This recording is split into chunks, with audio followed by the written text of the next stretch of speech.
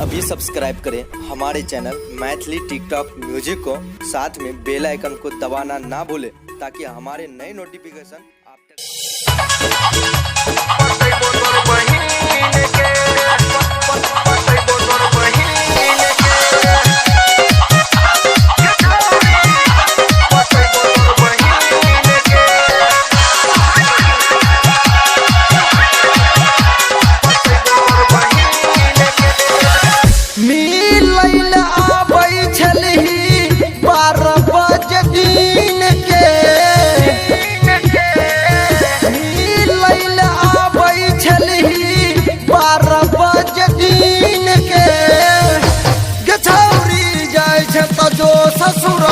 पटैबो तोर बहिन के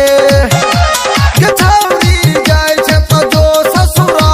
पटैबो तोर बहिन के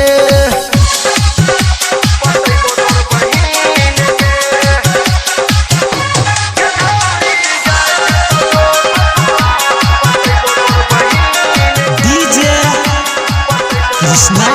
यादव तोरा से नीक तोहर छोटकी बहिनिया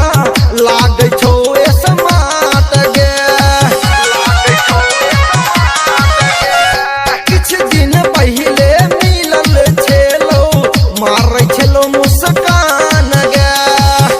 जियो के मोबाइल देबौ ओकरा गे कीन के जियो के मोबाइल देबौ ओकरा गे कीन के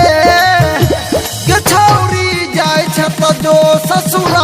पटैबो तोर बहिन के छौरी जाय छै त जो ससुरा पटैबो तोर बहिन के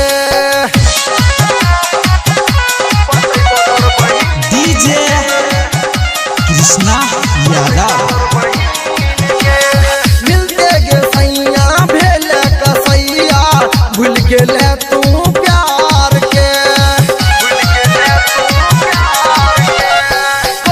मजबूरी भेले गे दूरी अपने ही यार से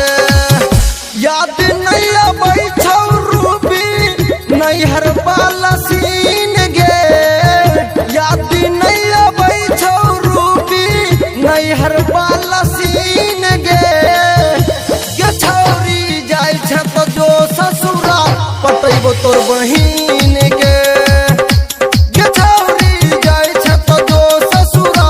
पटैबो तोर बहिन के डीजे कृष्णा यादव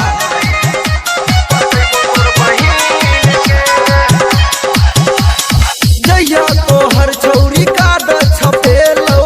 भ गेलै हाड फेल गे राइटर अंकित के याद नहीं अबै छौ खेलला कौन खेल गे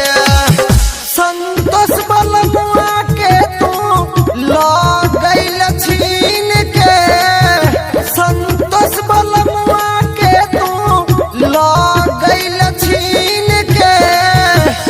छौरी जाय छै त जो ससुरा पटैबो तोर बहिन के छौरी जाय छै त जो ससुरा पटैबो तोर बहिन के